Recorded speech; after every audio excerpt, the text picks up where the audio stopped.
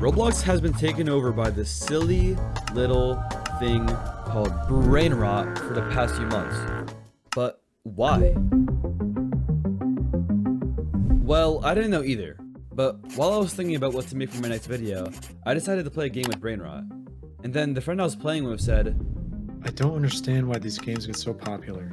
and as he said that, everything came to me right then and there. I realized it's not because the games themselves are fun. Okay, maybe they are, but there's a whole other reason. And this is the same reason why Pokemon games do so well, and a game like Lumen Legacy wasn't like that first. It's because of the simple thing called familiarity. As humans, we love things we're familiar with. It's just in our nature. And we all know what brain rot is, so we're all familiar with it. I don't know about you guys, but I think we're seeing another golden opportunity for a Pokemon game on Roblox. But we'll see how well it actually turns out.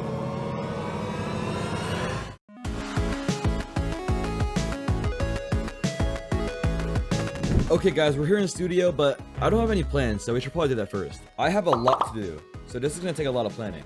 After thinking for a very long time, I came up with this. The day comes where you can get your first brain rot.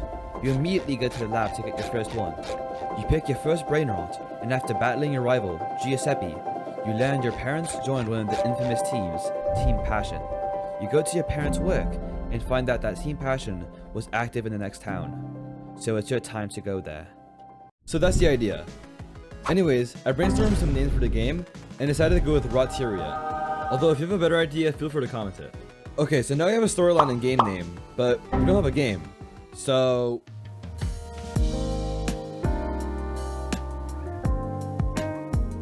the first thing I wanted to do was make the map. I decided to go with a stud style since it's quite popular right now, and it's a lot easier. Alright, now we have the outline, which looks just like my reference. But let's make it look nice. The map is looking lovely, so let's add some buildings.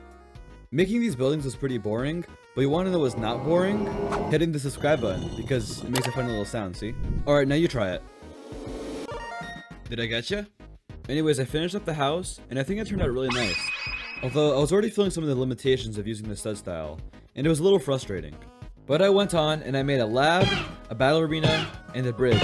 And I've got to say guys, the map is kind of coming along now. Oh wait, did you see that? No? Let's go back. That right there, that's an animation, which I made, which I spent like 4 hours making, which is really tiring, which made me stay up for many hours, which actually turned out pretty well. To finish off day 1, I added walking sounds, but there was a small issue. Normally, walk sounds are made based on the material a player is walking on, but here we're only using studs. So instead, I shot a little raycast downwards to see the name of the part, and boom.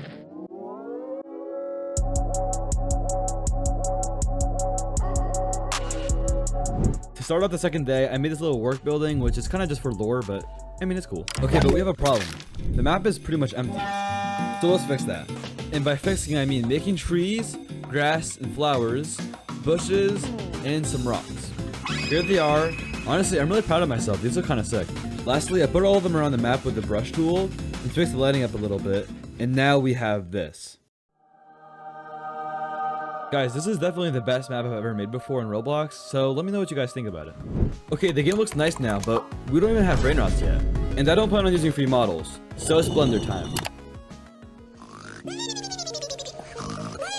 What day is it? Wait, it's already been 3 days? Yeah, so between some stuff I had to do in this game, I spent the next 3 days only in Blender. Importing rigs into Roblox is so buggy and frustrating, and honestly, it began to demotivate me a lot. But I kept pushing through, and I made all the starters and their evolutions. Alright guys, so I just got done after 3 days of being in Blender, and so far we have just the starters, and we have this jar, which we're going to be kind of using for catching brain rots. But anyways, we have the Tung Sahur evolution line. Then we have the Tralalitos. And lastly, we have Svino Bombindino or something like that. While we go over that, make sure you guys tell me what your favorite starter is in the comments. Alright, we have all these beautiful starters now, but they don't have animations. And there is no way I'm going to animate in Roblox because, like... what the hell? So that means I have to animate in Blender for the first time, and I don't even want to go near that right now. So it's time to switch gears and do some scripting.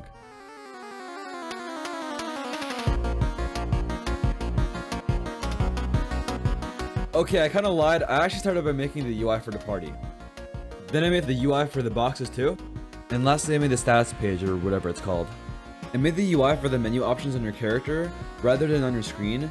And I decided to go with this for a lot of things in the game because honestly, I feel like it makes it stand out a lot. I put it all together with many hours of scripting, and it was finally complete.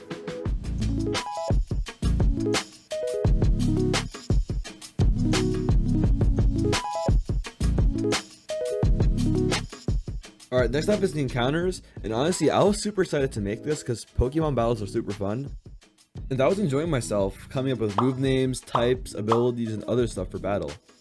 But as I began making it, I came across one of the biggest problems I'd faced so far. Spawning the brain rods just wasn't working, and I don't even know why. For some reason, the pivot was different than the C-frame, but in testing they were the exact same. By the time I fixed this after hours of trying, although I was relieved, I felt really burnt out after this. But I kept trying. Sometimes it's not about what you feel like doing, but it's about what you need to do. So I kept going, and I made a sick battle transition, animations, UI, thousands of lines of code. I made the moves work, the switching work, the XP, levels, damage, speed, all of these with ungodly complicated formulas. I kept pushing through, even though at some points I wanted to give up. And after almost a week of working at it, I had made a Pokemon battle system in Roblox. Alright guys, I just finished the encounter system, so let's see how it looks.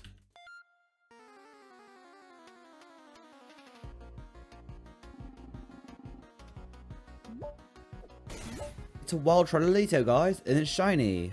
Alright, so we have a little switching menu here. We have a bag, you can catch him, obviously. We can run, but I'm not gonna do that because I'm not a scaredy cat. And then we can battle, which it might be a little tough because there's a little bit of a level gap, but we can see how we do. Okay, well, I'm dead. Alright. Let's try catching it, guys.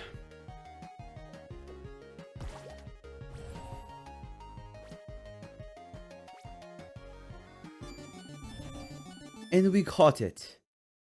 We've got ourselves a Trollolito shiny. How beautiful. Okay, the game is finally coming along and it's playable now, but now we need to add some lore.